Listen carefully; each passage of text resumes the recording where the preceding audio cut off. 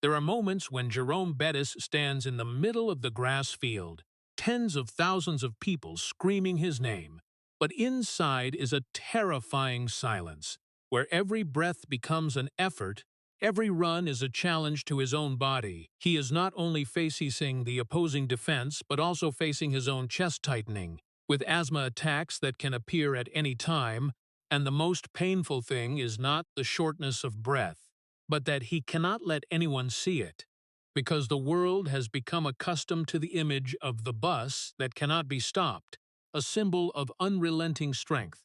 And so he is forced to live two lives, one where he is a machine crushing everything on the field, and one where he is a man who has to learn to hide his weakness, hide the moments when he has to bow his head, breathe deeply, pray that his body does not betray him. He is not allowed to slow down, not allowed to admit that there are days he steps onto the field with only one fear, whether he can breathe long enough to finish the game. And it is in that silence, in the times standing alone on the sideline, that he understands that true strength is not about not feeling pain, but continuing to move forward even when everything inside is screaming to stop. And that is the battle that no one applauds, no one records, but it is the battle that determines everything the world will see afterward. And then the world saw one of the greatest careers in the National Football League, where Jerome Bettis not only existed but dominated.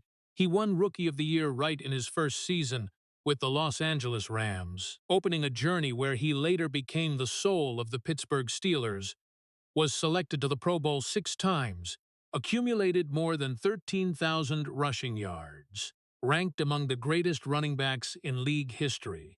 And the peak came in the moment every athlete dreams of but very few reach, the Super Bowl 40 championship right in his hometown of Detroit, an almost perfect ending to a career that lasted more than a decade. After that, he was inducted into the Pro Football Hall of Fame in 2015. His name became an inseparable part of American football history, not just because of the numbers, not just because of the titles, but because of the way he built all of that from a battle no one ever saw. Before we go deeper into the story, please hit like and leave a heart. That is how you acknowledge a man who had to fight in silence that no one saw. And if you want to understand what made him live two lives for 30 years, do not forget to subscribe to the channel, because the next journey will reveal where everything began. Not on the grass field, but in the years when he was never allowed to be weak. Before the world knew Jerome Bettis as a symbol of strength, his life had begun in a place where weakness was never accepted, a corner of Detroit where the roads did not teach people how to dream but taught them how to survive, where every morning was not the beginning of a new day full of hope, but the continuation of a chain of days that required trying harder just not to be left behind. And in that space, Jerome did not grow up like a normal child.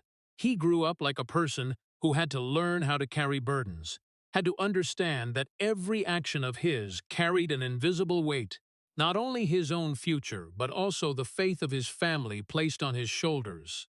A kind of faith not spoken about much, but always present in every look, every reminder, every prolonged silence in the small house where there was no room for giving up. His mother was not an easy person. She did not spoil, did not soothe the small fears of her son. She looked at life with the harsh realism of a person who understood that if you are not strong enough, you will be crushed. And so she taught Jerome in the only way she believed was right, not through comforting words, but through standards that could not be lowered. She did not ask if he was tired. She asked if he had done enough. She did not ask if he was scared. She asked if he would continue, and in that way of teaching, there was love. But it was a kind of love expressed through demands, through forcing her child to become the strongest version possible, even if that meant trading the natural softness of a child. In those years, Jerome learned that emotions were not something to share but something to control. He learned to swallow his fears inside, learned to stay silent when he felt lost, learned to stand straight even when inside he wanted to collapse. And gradually, enduring became a natural reflex, without thinking, without choosing. simply continuing, because stopping was not an option for survival in the world he lived in, and every time he wanted to loosen up, wanted to admit he was just a child, an invisible voice in his head reminded him that was not allowed. There were not many moments when Jerome could be himself. Not much space for him to show weakness without being judged, and over time, he not only stopped showing those emotions, but also learned to hide them to the point they almost disappeared from the surface. But deep inside they still existed, accumulated, quietly becoming part of who he was. A part no one saw but shaped the way he reacted to the world, the way he faced challenges, and the way he viewed himself.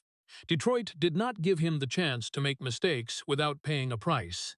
His family did not give him the choice to be ordinary, and between those two pressures, Jerome gradually became a person living within the framework of expectations, where every step had to be certain, every decision had to be right, and every failure carried a heavier feeling than usual, because he did not fail only for himself, but for everything that had been placed on his shoulders from very early, and that made him always feel he had to do more, had to try harder, had to go farther, even when no one required him to go that far.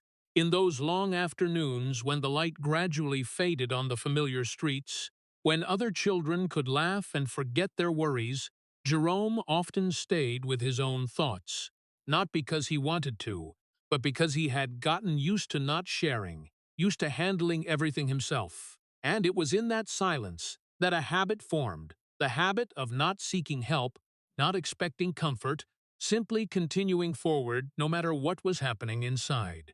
There were nights when he lay there, not because he was tired, but because his thoughts did not stop, remembering the times he had to stop, the times he could not keep up, and wondering if that was a sign of something bigger, something that would follow him throughout life.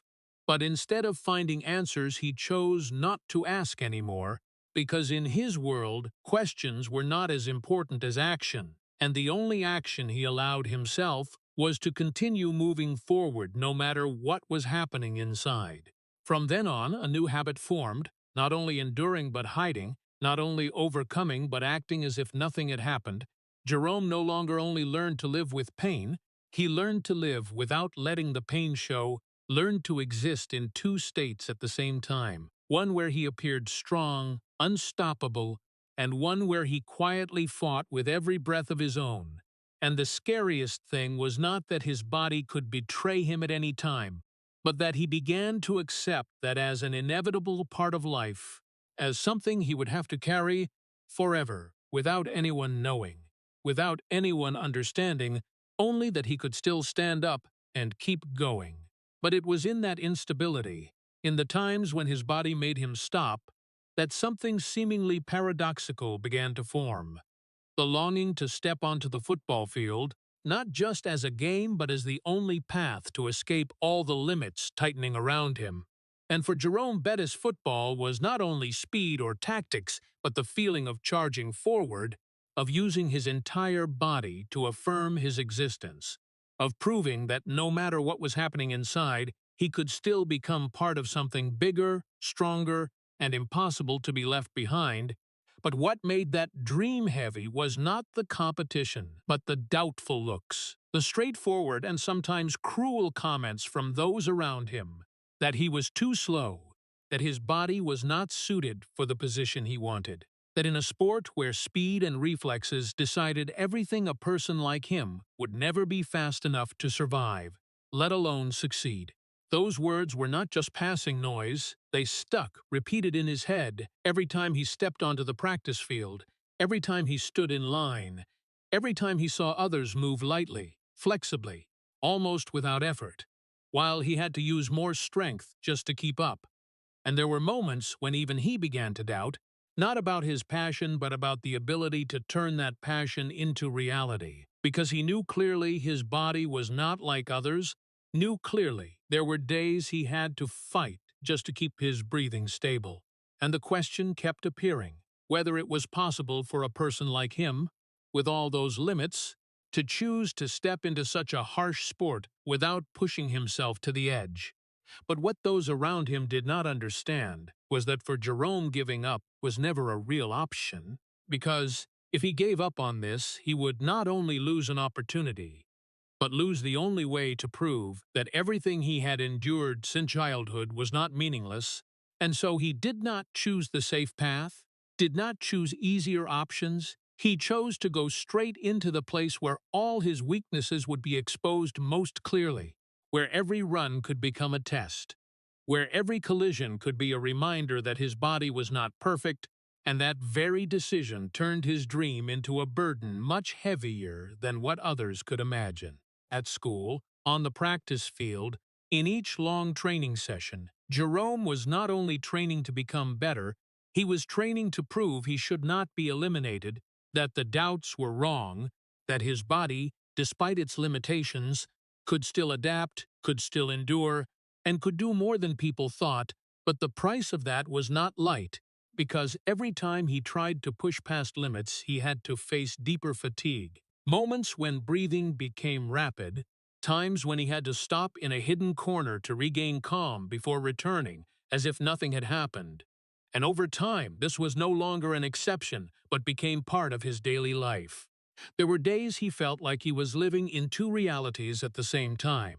One where he was driven by the desire to become a real player, a person who could stand alongside the best, and another place where his body reminded him that everything was not that simple, that there were limits that could not be erased by will alone, and that very contradiction created a pressure no one could see.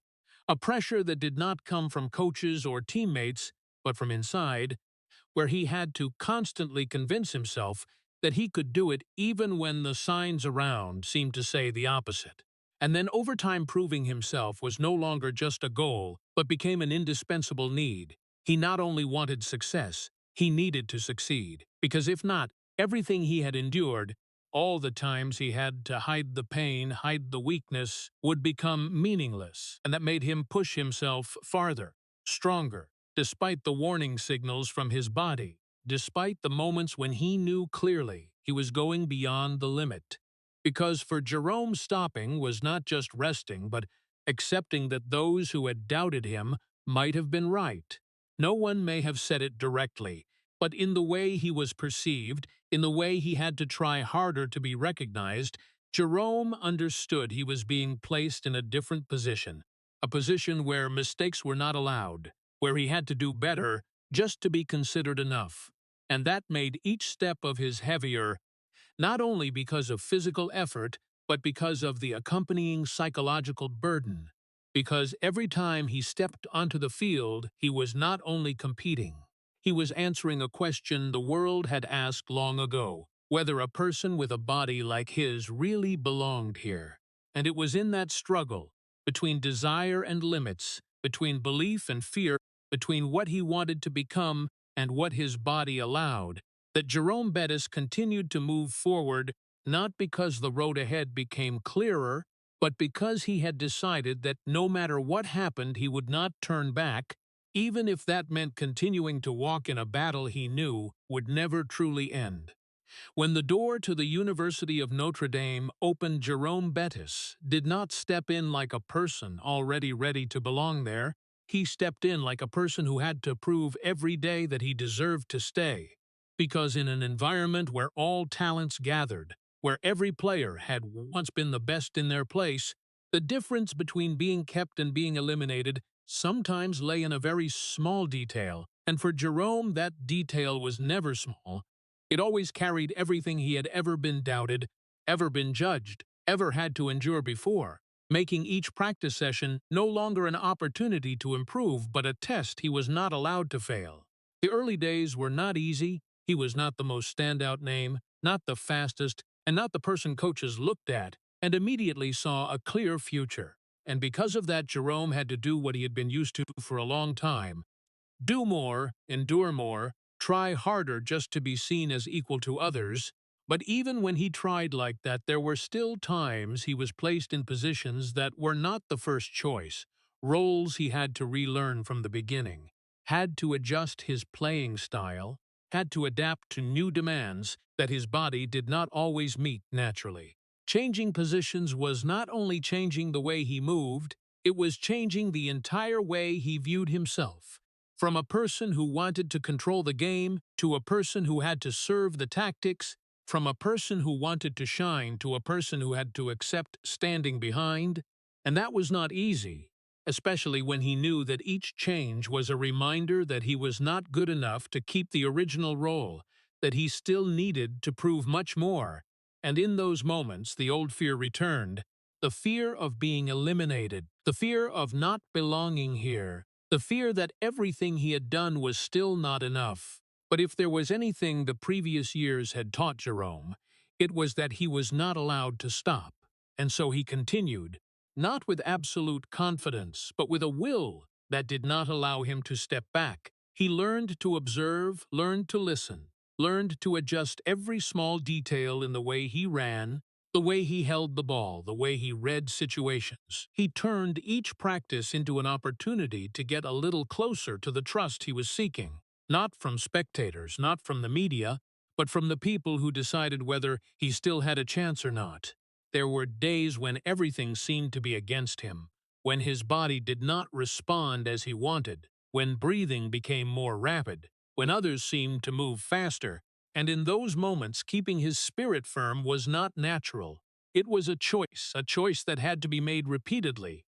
Every day, every practice, every time he stepped onto the field, because if he allowed himself to doubt for too long, if he allowed fear to take over his thoughts, then everything could end before it truly began. Coaches did not easily give trust. They looked at results, at stability, at the ability to execute under pressure, and Jerome understood there was no shortcut to that. He could not rely on potential, could not rely on what he could become. He had to prove it with what he could do right now, and that made every mistake heavier. Every time he failed to complete a task, a bigger question mark about his place on the team.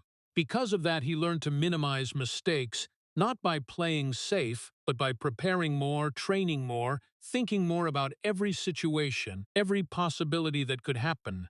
And gradually stability began to appear. Not an explosion that made everyone notice immediately, but a reliable presence. A person who, when given a task, would complete it.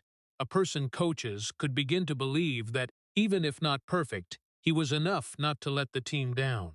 But even when that trust began to form, the pressure did not decrease. Because Jerome knew that in an environment like Notre Dame, nothing was guaranteed, no position was permanent. And just one slump period, a few bad practices, everything could disappear. And so he never allowed himself to feel comfortable, never allowed himself to think he had done enough, because for him, enough was not a state of existence. It was only a temporary stop before everything started again from the beginning. There were nights when he lay there, his body tired after a long day, but his mind still did not stop working, repeating the situations from practice, what he did well, what he could do better, and the question always returned, whether tomorrow he would still have a chance, whether what he was doing was really bringing him closer to the goal or simply prolonging the time before being replaced. And those very thoughts kept him from ever truly resting completely, because even when his body stopped, the pressure continued.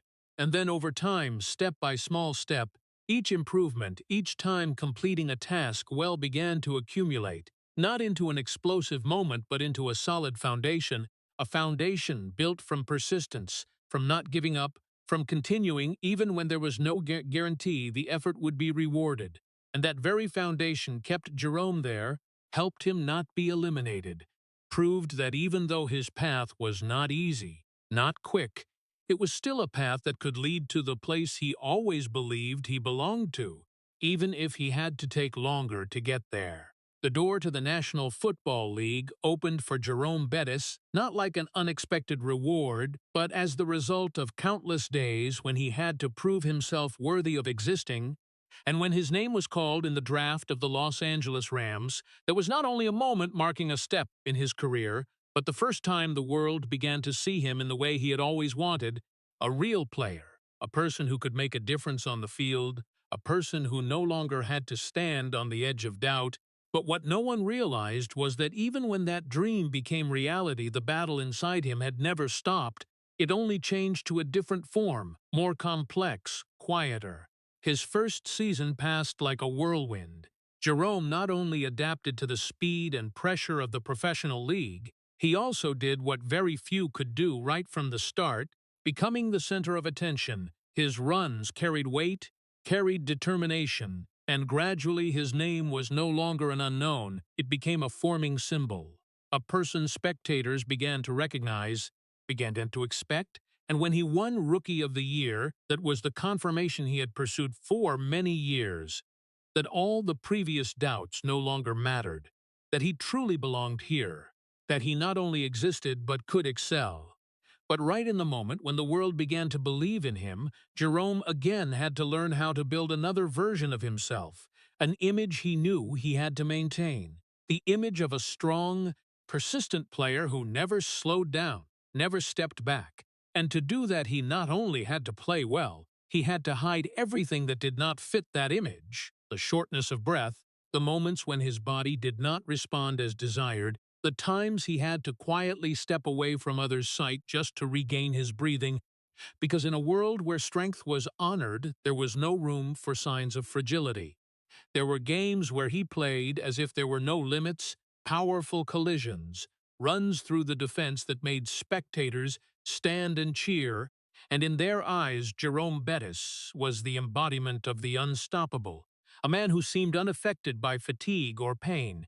But right after those moments, there were seconds when he had to turn away, bow his head, breathe deeply, try to control the disordered breathing, try to keep his body from betraying him right in the middle of the game, and the scariest thing was not that he had to do it, but that he had to do it in silence, no one knowing, no one asking, no one realizing.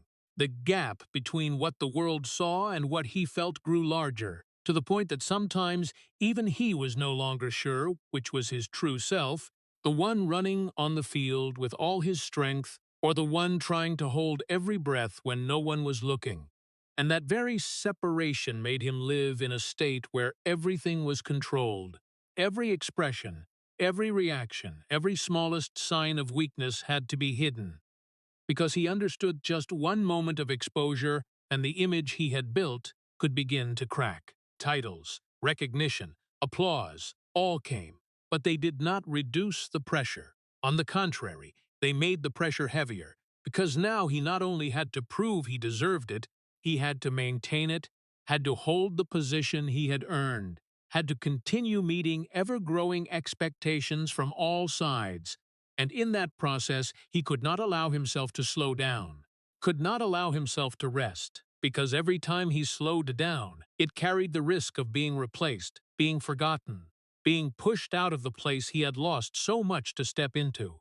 There were nights after games, when the stadium was empty, when the noise had settled. Jerome was no longer the bus anymore, no longer the person thousands had just cheered for. He was just a man sitting there, feeling the fatigue spreading through his body, feeling the asthma still lingering. And in those moments the truth became clearer than ever, that the life the world was seeing was only one part, and the rest, the part he had to face himself, was what would decide whether he could continue or not. And then, when the lights turned on again, when the next game came, he stood up again, stepped onto the field again, became the person everyone expected again.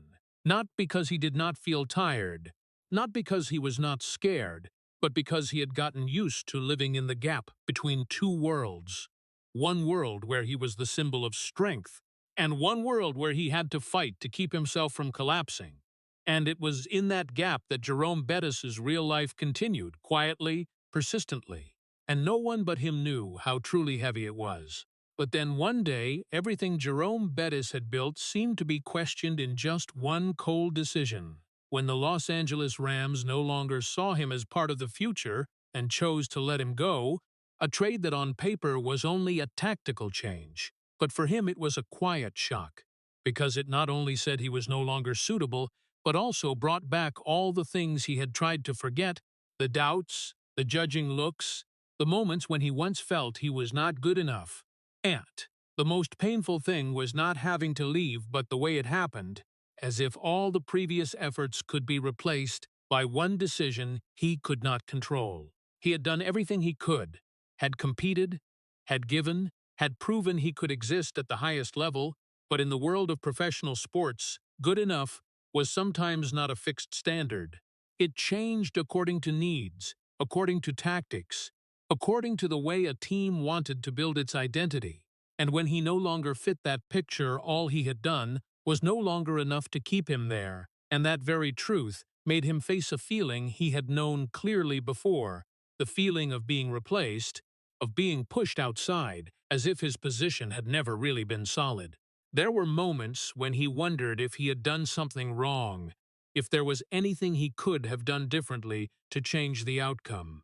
But the answer was not clear, and that very vagueness made the pain deeper, because when there was no specific reason, everything could become the cause, and in those thoughts self-doubt began to return, not loud, not sudden, but quietly, like the way it had appeared before, reminding him that no matter how far he had gone there were still parts of him that had never truly believed he belonged here.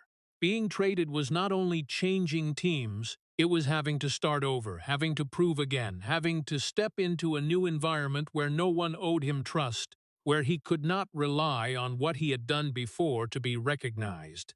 And that meant he had to return to the state he had been used to for a long time, the state of a person who had to fight for every opportunity, every position, every look of recognition, and for a person who had had to do that so many times, returning to the starting point was not easy to accept. But if there was anything the previous years had engraved in him, it was not letting circumstances define who he was. And though the hurt was real, though the feeling of being eliminated was still there, Jerome did not allow it to become the final definition of himself. He did not deny the pain, but he also did not stop there, because he understood that if he accepted this failure as a conclusion, then everything he had built would lose meaning. And that was something he could not accept. So instead of looking at that decision as an ending, he began to look at it as another challenge. A challenge not to prove to others, but to prove to himself that he could continue, that he was not defined by one decision he could not control, that his value did not lie in whether a team kept him or not, but in his ability to stand up and keep walking even when the road ahead became uncertain. The doubt was still there, did not disappear immediately. It still appeared in quiet moments, in wordless thoughts, but this time Jerome did not let it control him. He let it exist as part of reality, but did not allow it to decide the direction. And that very change, though small, created a big difference, because it allowed him to continue moving forward without being pulled back by what had happened. When he left the Los Angeles Rams, he did not carry certainty about the future, but he carried something more important, a determination not to let one failure, no matter how big, become the final story of his life. And in that silence, in the steps no one noticed, a new chapter began, not easier, not clearer, but a chapter he would have to rewrite from the beginning, with everything he had learned, everything he had endured, and everything he was still not ready to give up. Then he came to the Pittsburgh Steelers like a second chance no one promised would become anything great, just a new stop for a journey that had not yet stabilized, and for Jerome Bettis, that was not a place to seek comfort, but a place to start everything over again. Each practice, each touch of the ball, each moment he had to prove he was not a mistake eliminated from the old team, and in those first days there was no glory, no immediate recognition, only a man trying to piece back together what had been shaken, little by little, with exactly what he had always carried, the persistence and the ability to endure without anyone knowing. But then what he was not seeking began to form, not from praises but from the way he moved on the field, from the way he carried the full weight of his body charging forward, not avoiding, not slowing down, and each run of his began to create an image people could not ignore, a simple but powerfully unforgettable image, and from then the name "the Bus" appeared, not like a flashy nickname, but like the most accurate description of the way he played, something that could not be stopped, could not be halted easily, and in a not too long time, that name was no longer just a call, it became part of the person the world saw. Along with that nickname came the recognition he had once pursued, but with it came a pressure no longer to prove he was good enough, but to maintain the image people had begun to trust. Because once you are seen as a symbol of strength, you are no longer allowed moments of weakness, no longer allowed to slow down, no longer allowed to show any sign that you are also just an ordinary person, and for Jerome that was not only a requirement from the outside, it became a rule he imposed on himself, a standard he did not allow himself to break. Each time he stepped onto the field, he carried not only the weight of his own body, but also the expectations of thousands of people, carried the image of the bus they wanted to see. And that meant no matter how tired his body was, no matter how difficult his breathing became, he still had to continue moving, still had to show he was unaffected. Because just one moment of slowing down, one small sign of weakening, and everything he had built could begin to crack, and that was something he could not accept. But in that process, something else also happened, something no one noticed immediately, not even himself, which was that he began to lose the sense of his true self, because when you live too long in one role, when you continuously show a version of yourself to meet expectations, the boundary between your true self and the image you create begins to blur, and gradually Jerome was not only playing the role of the bus on the field, he became the role itself, to the point he no longer knew who he was when he was not in the lights, when there were no spectators, when no one was watching. There were moments when he sat alone after games, with no more cheers, no more pressure to perform. But instead of feeling relieved, he felt empty, as if, when the role disappeared, a part of who he was disappeared with it. And that made him realize he had spent too much time becoming what others wanted to see, to the point there was no space left to exist as an ordinary person. A person who could be tired, could be scared, could stop without having to explain. The weakness did not disappear. It was only pushed deeper inside, where no one could see, where he did not allow it to appear, and over time that suppression became an inseparable part of life. He no longer thought about sharing, no longer thought about seeking understanding, because he had gotten used to handling everything himself, used to carrying everything without letting anyone know. And that very thing made the gap between his two lives grow larger. One side the unbreakable image, one side the man who had to constantly keep himself from collapsing. Perhaps to the world that was the peak of his career, the time he became a symbol, the time his name was mentioned with respect and admiration. But for Jerome, that was also the time he had to pay the highest price, not through public failures, but through prolonged silence, through giving up parts of himself to maintain the built image. And in that silence, he continued to move forward, continued to compete, continued to become the bus. Even when inside, he was no longer sure he was still himself. Those years, when the name The Bus had become part of Jerome Bettis, his life was no longer a simple straight line, but split into two parallel flows that never met. One flow where he stepped onto the field in the colors of the Pittsburgh Steelers, carrying strength that made entire defenses step back, runs as heavy as hammers pounding the turf, collisions that people could only feel through the sound of impact echoing in the air. And there he did not just compete, he dominated. He made opponents adjust their play, made spectators stand up, made everyone believe they were seeing something beyond the limits of an ordinary person, a strength that was tireless, unwavering, unstoppable. And in that moment, no one doubted that Jerome Bettis was the perfect image of endurance. But when the game ended, when the final whistle sounded and the lights gradually dimmed, another life began, a life without spectators, without applause, where he had to face his own body in its truest state.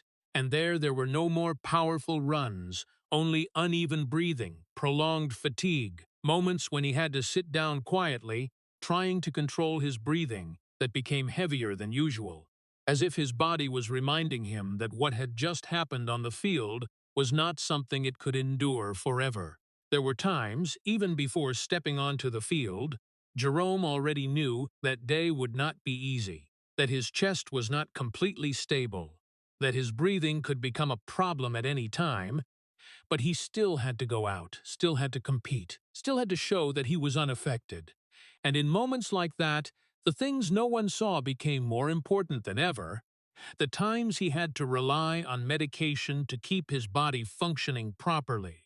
The times he had to prepare more than others, not to play better, but to ensure he could finish the game without showing any sign of weakening. The pills, the support tools, all became part of a life he never mentioned. Not because he was ashamed, but because he understood that, in the world he existed in, admitting those things could change the way others perceived him, could shake the image he had built with so much effort. And so he kept it all to himself, did not share with teammates, did not explain to coaches, did not let the public know that behind those powerful runs was a fragile system trying to keep everything from collapsing. That sustenance was not always easy, because there were moments when he wanted to speak out, wanted to explain that there were days he was not playing at 100% ability, not because he did not want to, but because his body did not allow it. But every time that thought appeared, he reminded himself that it would not change anything, that in the eyes of others the result was still the only thing that mattered. And so he continued to stay silent, continued to play the role he had become familiar with, continued to appear as a person with no limits even when he knew clearly that his limits were very close.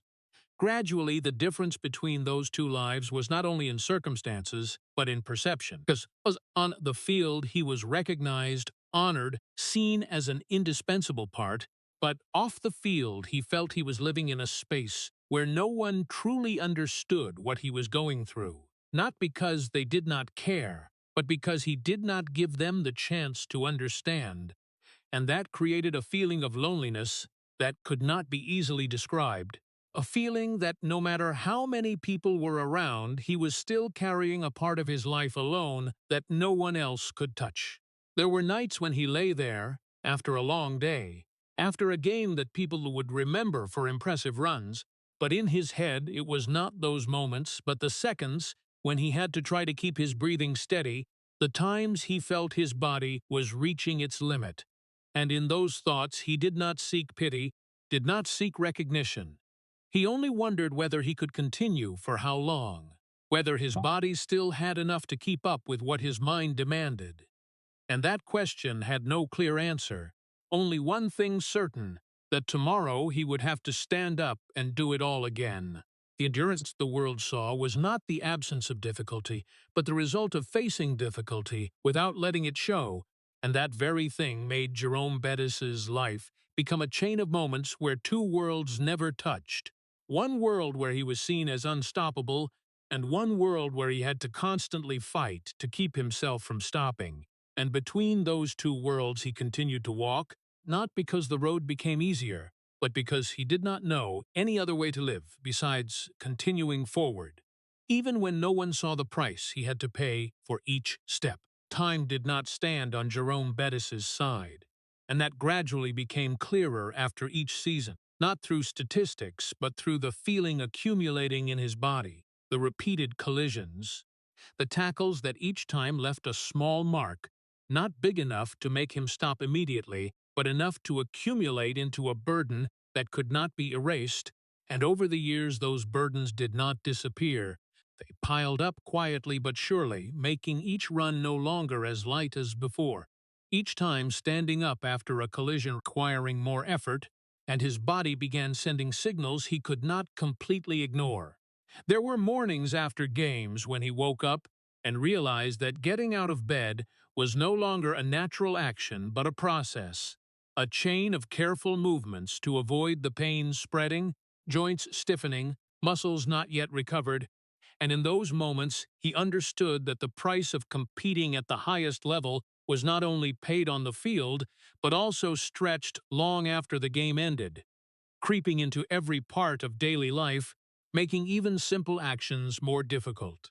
Parallel with the accumulated injuries was another battle, less visible but no less harsh. The asthma he had carried since childhood did not disappear when he became stronger. It was still there, quiet but persistent, and over time as his body had to endure additional pressure from competing, from injuries, from fatigue, controlling it became harder. The shortness of breath no longer rare, they appeared more often, sometimes even when he had prepared carefully. Sometimes even when he believed he had the situation under control. And each time like that he had to face the same choice, stop and admit the limit, or continue and hope he could overcome it. Fatigue was no longer a temporary feeling after a game, it became a prolonged state, a heaviness always present, not disappearing completely, even when he rested, even when he tried to recover. And that made the boundary between competing and resting become blurred. Because even when he was not on the field, his body was still in the process of enduring, still trying to balance what had been pushed to the limit, and in that state, preparing for the next game was not only about tactics or physical condition, but about wondering whether his body could continue for how much longer.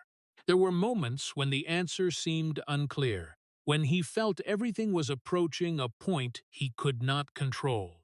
When each small sign became more worrying, when each pain was no longer an interruption but a constant reminder, and in those moments worry began to form, not the fear of failing against opponents, but the fear that his body would be the thing that ended it all, that one day he would not be able to stand up, not because he did not want to, but because he could not. But instead of letting that worry become a reason to stop, Jerome did what he had been used to his whole life continue. Not because he did not feel pain, not because he did not recognize the signs, but because he did not accept that his journey would end that way. He did not want to be defined by what his body could not do, but by what he could still do. And so he chose to compete, chose to step onto the field, chose to face everything that could happen, because for him stopping when he was not ready was harder to accept than continuing in pain. There were games where every run came with a feeling of uncertainty, when he did not know whether his body would respond how in the next seconds. But he still ran, still collided, still performed his role as if nothing had changed, because he understood that if he began to hesitate, if he began to think too much about the limit, then that limit would become clearer, stronger, and eventually take over everything, and that was something he did not allow to happen. In that determination, there was a part of stubbornness, a part of not wanting to accept reality, but also a part of belief. The belief that even if the body changed, even if circumstances became more difficult, he could still find a way to continue, to adapt, to overcome, and that very belief kept him there, kept him on the field, kept him in the game longer than many people thought possible. However, the more he continued, the clearer the question about limits became, not whether it existed, but when it would appear in an unavoidable way. And in the quiet moments, when there was no noise, no pressure to perform, Jerome could not completely avoid thinking about that, about the possibility that one day his body would no longer be enough to meet what he demanded, and when that day came, he would have to face a reality he had postponed for a long time. But until that moment truly arrived, he continued, not because the road became easier, but because he had gotten used to walking even when the road was not clear, and in each run, each collision, each time standing up after falling, he was not only competing against opponents, but against his own body, against the limits gradually becoming clear, and against the worry that one day everything he was doing would become impossible to continue. But until that day came, he did not stop, because that was the only way he knew to exist. And then there was a moment when everything seemed like it would stop, not because the body could no longer endure, but because one mistake could erase everything. Jerome Bettis had built, throughout his career, in a tense playoff game between the Pittsburgh Steelers and the Indianapolis Colts, when every play carried the weight of an entire season of hopes placed on each player's shoulders, and in a situation that seemed simple. When he received the ball and charged forward as he had done thousands of times before, What no one thought would happen occurred. The ball slipped from his hands, not because he did not know how to hold it, but because of one moment of lost control. 1 second when everything did not go as wanted, and in that instant, the entire stadium seemed to fall silent, because everyone understood what that meant. The ball rolled away, was picked up by the opponent, and in just a few seconds, the situation reversed. From an opportunity to get closer to victory becoming the risk of elimination, and Jerome stood there, not like a symbol of strength, but like a man who had just witnessed everything he tried to hold slip from his hands, and in that moment there was no time to think, at length but the feeling had appeared, a cold feeling running through his body, a clear awareness that he might have just become the reason his team failed. No one said anything right then. The game continued, everything still went on, but inside him another wave began to rise. Not physical pain, but a mental pressure he had never felt so clearly, because unlike previous times, this was not shortness of breath he could control. Not an injury he could overcome with will, but a visible mistake, something everyone could see, something that could not be hidden, could not be explained by turning away and breathing deeply. And that made him face a fear he had tried to avoid for many years, the fear that one day everything he had done would be overshadowed by a single moment. When the game continued, he still had to compete, still had to run, still had to perform his role as if nothing had happened. But in each step, each movement, that thought was still there, repeating, non-stop, like an echo he could not turn off, and each passing second became longer than usual, because he was not only waiting for the result of the game, he was waiting for judgment about himself, whether that moment would define him or not, whether people would remember him as a man who had given his entire career or as the person who made a mistake at the most important time. The feeling of guilt did not need anyone to mention it. It appeared on its own, spread on its own, making him look back at every detail of the situation, wondering if he could have done it differently. If he could have held the ball more securely, if he could have been more careful, and in those questions there was no answer that brought relief, only the repetition of the same thought that one moment was enough to change everything, and that made him face a reality he could not control, that no matter how prepared he was, no matter how much effort he put in, there were still things that could happen beyond his will. The pressure at that time did not only come from the game, but from everything he had been through before, from the years of having to prove he was good enough, from the times he had to hide weakness, from the non-stop efforts to become the strong version everyone expected. And now all of that seemed to be placed on the scale, just because of one mistake, and that made him feel like he was standing on a very fragile boundary, where everything could collapse in just one moment. In those seconds, Jerome did not have many choices. He could not turn back time, could not erase what had happened. He could only continue. But continuing at this time was not like before.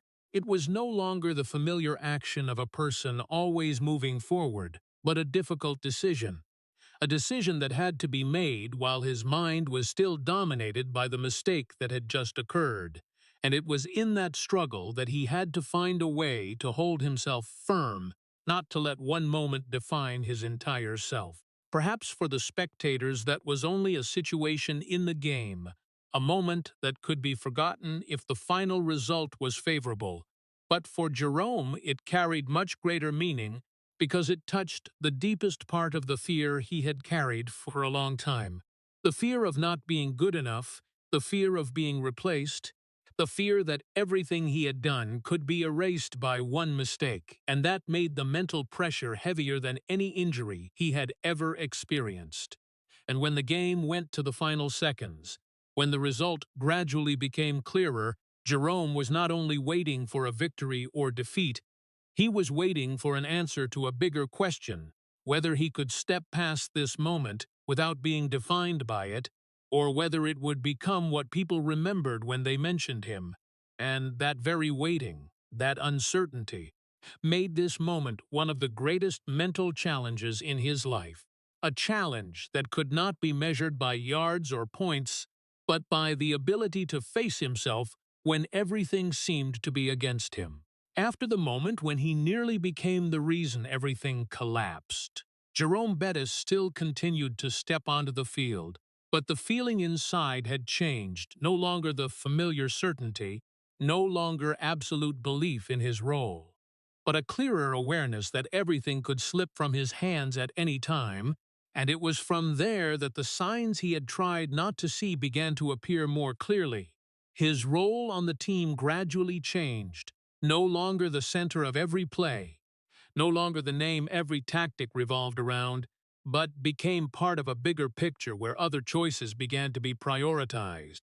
That change did not come suddenly. It happened gradually. Almost no one noticed immediately. Only fewer touches, only situations where he was no longer called first, only moments when he stood on the sideline longer than before. But for Jerome, each small change carried great meaning, because he understood that in a team like the Pittsburgh Steelers, nothing was random. Every decision reflected something, and that gradually became clear that he was no longer the first choice as before. At the same time, young faces appeared, faster, stronger in a different way, more suited to what the team was heading toward, and Jerome saw them, not with jealousy but with a feeling hard to name, an awareness that the wheel of time was continuing, that the position he once held no longer belonged to him forever. And that was not a shock, but a truth he had known for a long time. But when it actually happened, it still brought a feeling of emptiness he could not easily ignore. There were moments on the practice field when he watched young players make runs with the speed he once had, when he saw them given opportunities that once belonged to him, and in those moments he could not help comparing. Not to belittle them, but to understand how his position had changed. And that very comparisons made him face a difficult question. Not whether he was still good enough, but whether he was still suitable. And that was a question with no simple answer. Accepting that change did not come easily, because it was not only adjusting his role, but adjusting the way he viewed himself, from a person always at the center to a person who had to accept standing behind, from a person expected to lead to a person who had to find ways to contribute in other ways, and that required a change not only in tactics but in psychology, a change not everyone was ready to face, especially when it came at a time when he still felt he could contribute. There were days he wondered whether he had reached the limit or not the limit of ability, but the limit of opportunity. Because in professional sports, opportunity does not always go with effort, and there were times, even though you could still compete, could still contribute, the circumstances no longer placed you in the position to do so, and that made him face a new fear, not failing on the field, but being forgotten while still competing, being seen as part of the past more than part of the present. That fear was not loud, did not appear in public moments, but existed in quiet seconds, when he sat alone, when he looked back at what he had done and wondered how everything would end, whether he could leave in the way he wanted or would gradually disappear from the lights without anyone really noticing. And that very uncertainty made each day heavier, not because of what he had to do, but because of what he might no longer be allowed to do. But even in that change, Jerome did not completely give up. He still continued to train, still prepared, still kept himself ready, not because he was sure he would be called, but because he did not want to be the person who was not ready when the opportunity appeared, and that reflected a part of who he was, the part that had been formed long ago, the part that did not allow him to stop just because circumstances changed, the part that still believed his value did not lie only in the role given, but in the way he continued when that role was no longer the same. However, that determination did not erase the feeling of loss, did not reduce the truth that a chapter in his life was gradually closing. Not with a clear moment, but with a slow process, where he had to see what he once had gradually drift away and learn to exist in the space between past and present, where he was no longer the person he used to be, but had not completely become something else. And that very space, more than any injury, more than any failure, was the greatest challenge he had to face, because it required him to accept the truth there was no way to change, that not everything could be kept forever, no matter how hard you tried to build it. The days passing in that silence did not bring a clear ending, but only gradually pushed Jerome Bettis to a point he could no longer ignore. The final season did not begin with certainty or glory, but with doubts, not only from the outside but from inside him, when every sign showed that his time was gradually closing, when his role was no longer the same, when his body no longer responded the way he wanted, and when the question of whether to continue or stop became more real than ever. But what made that season different was not what he had lost, but the opportunity he did not seek but appeared. The opportunity to step into Super Bowl 40, a door that opened at the exact time when he was no longer sure he still belonged there. The journey to that game was not easy. It was not the return of a hero, but the advance of a man who had accepted that he was no longer the center, no longer the name called first, but was still present, still contributed, still held a position the team needed. And it was in that role that Jerome had to face a different kind of pressure. Not the pressure to shine, but the pressure not to make mistakes. Because in a big game like that, every detail could decide everything, and he knew that even though he was no longer the leader, every action of his still carried the weight of a long journey. When he realized that the biggest game of his career would take place in Detroit, the place where he had grown up, where everything began, the pressure was no longer only about the result, but became a deeper personal story. Because that was not only a Super Bowl, that was a closing circle, an opportunity to connect everything he had been through from the early days, from the streets where he learned he was not allowed to be weak, to the stadiums where he became a symbol, and now all of that converged in the same place, making every preparation, every moment before the game carry a meaning that could not be measured by numbers.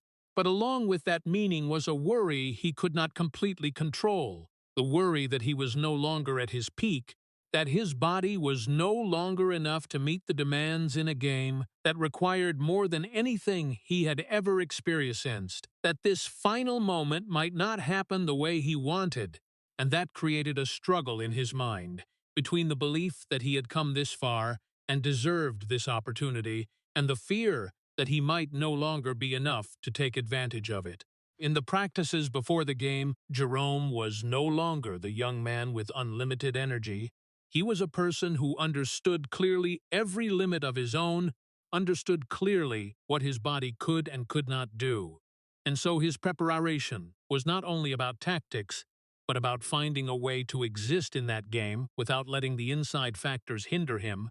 He had to calculate every detail, had to keep his body in the best possible state, had to balance between being ready and not going beyond the limit, and all of that happened in a silence no one but him noticed. When the game day drew near, the atmosphere around him was full of expectation, full of excitement, but inside Jerome kept a different focus, not on becoming the center, but on completing what he had pursued throughout his career. Not with a perfect performance, but with being able to leave the field without carrying regret, without carrying the question, what if? Because he knew this opportunity did not always come, and when it came at a time like this, it carried a responsibility he could not take lightly. He no longer needed to prove who he was, no longer needed to earn recognition, but he still carried a determination, not to change the way others perceived him, but to complete his journey in a way he could accept, a way not perfect but honest, with everything he had been through, with everything he had endured, and with everything he could still do. In the final moments before the game, when everything around became noisier, Jerome again found a stillness inside, not because all worries disappeared, but because he had gone too far to be completely dominated by them. He had learned to keep moving even when uncertain, had learned to compete even when not perfect, and those very lessons brought him here, not like a person guaranteed victory, but like a person with the chance to end his journey in a way he could look back on without regret, no matter what the final result would be. And then that moment came. Not loud, like the way people imagined a perfect ending, but happening in the flow of a game, where everything had been accumulated from very long ago, where Jerome Bettis was no longer the center of every play, but was still present there, still part of the journey leading to victory in Super Bowl 40, when the Pittsburgh Steelers finally stood at the peak they had pursued. And in the moment the final whistle sounded, everything the world saw was a perfect image. A man returning to his hometown Detroit and winning the championship right where everything began. A story so complete it seemed written in advance, where every detail fit together in a way people could only call destiny. People saw him lift the trophy, saw the smile, saw the joy spreading in every gesture, and in their eyes that was the deserved reward for a long career, for the years of dedication, for a man who had never stopped moving forward, and no one had reason to doubt that this was exactly the ending he had always deserved, an ending not only beautiful but deeply meaningful, when it happened right in the place he grew up, the place that had shaped who he was from the first days. But behind that image, behind the perfection everyone saw, was a truth no one could recognize just by observing, because what Jerome carried to this moment was not only the joy of victory, but also everything he had to endure throughout 3 decades, the injuries never mentioned, the shortness of breath he had hidden, the times he had to push himself past the limits his body set, the nights when he was not sure he could continue for how much longer. All of that was there, not disappearing, not erased, simply hidden by the light of victory. The decision to retire did not come as a surprise to him, it came as an acceptance, an understanding that there was no better time to stop, not because he could no longer compete, but because he had reached the point where he could leave, without carrying the feeling of incompleteness, without carrying unanswered questions. And in that decision, there was a peace he had sought for a very long time, a peace that did not come from winning, but from knowing he had gone to the end of the road, in a way he could accept. The world saw a perfect ending, an image without flaw, a story where every detail fit what people wanted to believe, but no one saw the price of that perfection. No one saw what he had to give up to maintain the strong image for so many years. No one knew about the moments when he had to choose between listening to his body and continuing to compete. And almost always he chose to continue, not because he did not recognize the limit, but because he did not allow that limit to define him. The silence became an inseparable part of this ending.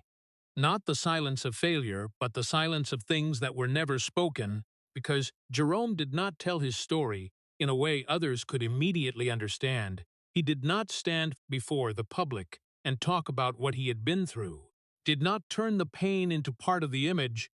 He simply left, carrying everything that had happened as part of who he was, without needing confirmation, without needing pity. In the final moments on the field, when he looked around, when he felt the familiar space in a different way, no longer a place to prove or to fight, but a place to say goodbye. Perhaps he understood that what he had achieved was not only in the trophy, but in having gone through everything that could break a person and still stood firm, still kept the determination he had built from very long before, from the days when no one saw, from the moments when no one knew. And when he left the field with the title in hand, with the image of a champion, the story the world remembered was a perfect story. But the story he carried was different. It was not perfect, not neat, not easy. But because of that it was real, and in that truth there was everything that had made the person everyone had just seen, a person who had lived 2 lives in the same journey and chosen to end it in a way no one could see fully, but everyone could feel carried a meaning far beyond what was shown on the outside. And then, when the stadium lights went out, when the cheers gradually became distant memories, Jerome Bettis no longer stood in the center of a game. But his journey did not end there, because what he carried was not only titles or glorious moments, but the entire story that had unfolded over more than 3 decades. A journey not told through loud words, but through what he had silently endured. From the early days in Detroit to when he stepped off the field as a champion, and when looking back what stood out was not the peaks, but the way he had existed in the voids no one saw. Throughout those years, he did not just live one life but two parallel lives. One life the world saw, where he was the symbol of strength, of endurance, of a man who never stopped, and another life where he had to face limits no one knew, with shortness of breath appearing without warning, with injuries accumulating over time, with mental pressure that could not be shared. And what made those two lives special was not that they existed at the same time, but that they never met, never merged into one, because to maintain the image people trusted, he had to keep the rest in the shadows, where no light shone. The health difficulties were not something he could choose. They came as part of the reality he had to accept from very early. And over time they did not disappear, did not lessen, but only changed shape, became more complex when combined with the pressure of professional competition, and that created a challenge that could not be measured by numbers, because it was not only whether the body could continue, but whether the mind could endure for how long when having to constantly fight with what was inside, while still having to show stability on the outside. The mental pressure did not come from one single source, it came from all sides, from the expectations of the team, of the fans, of himself, from the times he had to prove he was good enough, from the moments when he nearly lost everything, from the times he stood before the boundary, where one mistake could change the way people perceived him, and in all of that, he did not have many choices besides continuing, not because he did not feel tired, but because he did not know any other way to face life besides moving forward, day by day, game by game, decision by decision. The endurance the world praised was not an innate trait. It was the result of having to push past his own limits repeatedly, to the point that limit was no longer a clear barrier but became part of the journey. Something always present, but no longer enough to stop him, and it was in that process that Jerome not only became a great player, but became a person who understood clearly the value of continuing when everything was not perfect, when there was no guarantee, when the road ahead was not clear. After retirement, his life was no longer dominated by game schedules, by tense matches, by non-stop demands, and in that change he found something he had not had for a very long time: peace, not the absence of challenges, but the ability to exist without needing to prove anything, the ability to spend time with family, with relationships that before always had to stand behind his career, the ability to listen to his body without having to push it past limits. And in those moments he was no longer the bus, no longer a symbol. He was just a man living his life in a simpler, slower way. Family became the place he found the stability that before had always been interrupted by pressure and schedules. Moments with loved ones no longer cut short by trips, by practices, by games.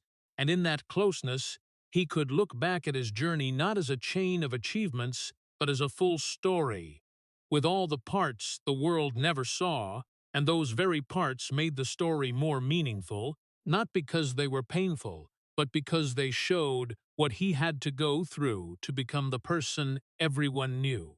Jerome Bettis's legacy lies not only in the numbers, not only in the titles, but in the way he lived, the way he endured without needing recognition, the way he continued when everything inside said to stop.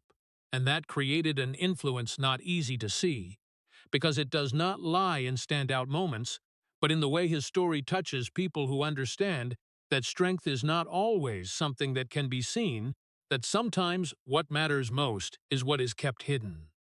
Perhaps he never needed to speak the whole truth, never needed to explain every detail, never needed to recount what happened in the moments no one saw, because in the end what he did, the way he lived, was enough to say it all, not through words but through the journey he had gone through.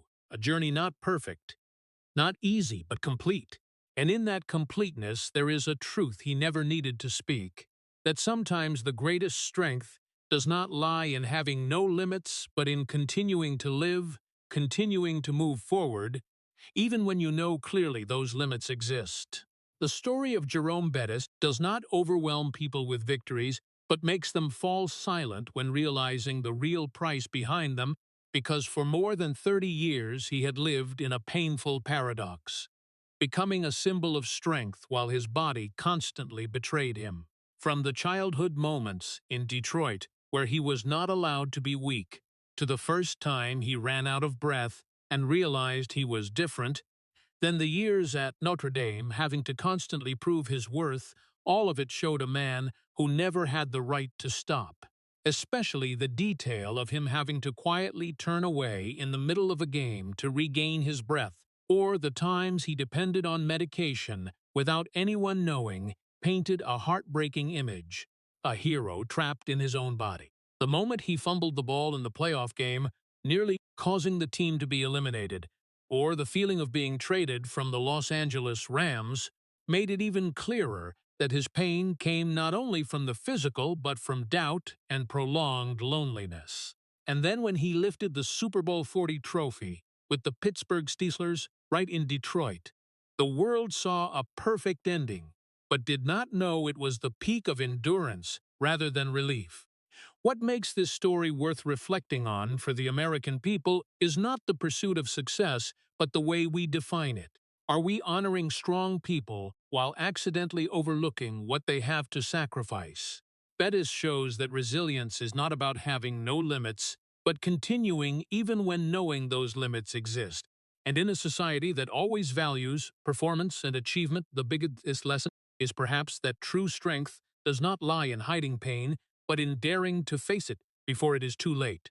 If the story of Jerome Bettis makes you think about what people have to endure behind the spotlight, please hit subscribe and leave a heart to spread respect for those who have quietly fought.